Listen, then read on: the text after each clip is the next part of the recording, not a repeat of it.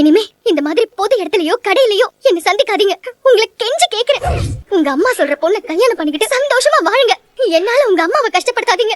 என்னால உங்களை ஏத்துக்கவே முடியாது. நான் சொல்றேன்னு தப்பா எடுத்துக்காதீங்க. தேனை நீங்க மறந்துருக்க. இது சரிப்பட்டு வர அன்பு சார். தேனை நீங்க நினைக்கிற மாதிரி பொண்ணு இல்ல. அவளுக்குள்ள ஒரு வட்டத்தை போட்டு வாழ்ந்துகிட்டு இருக்கா. அவளால அதை விட்டு வெளியில வர முடியாது சார். கடந்த கால வாழ்க்கைய பத்தி உங்களுக்கு ஒண்ணும் தெரியாது. அவளுக்கு அந்த வாழ்க்கையில ரொம்ப துயரத்தை அனுபவிச்சிருக்கா. அதுல இருந்து மீள முடியாம தான் அவ கஷ்டப்பட்டுக்கிட்டு. ஆமா அன்பு சார். அவ அதை மறந்துட்டு வேற ஒரு வாழ்க்கையை ஆரம்பிக்க முடியாது சார். நீங்க தேனை மறந்துருங்க சார். உங்களுக்கு நல்லது, அவளுக்கும் நல்லது. அன்பு சார், நீங்க உங்க அம்மா பாக்குற பொண்ணையே கல்யாணம் பண்ணிக்கீங்க சார். எனக்கு கல்யாணம்னு ஒண்ணு நடந்தா அது தேனோட தான் நடக்கும்.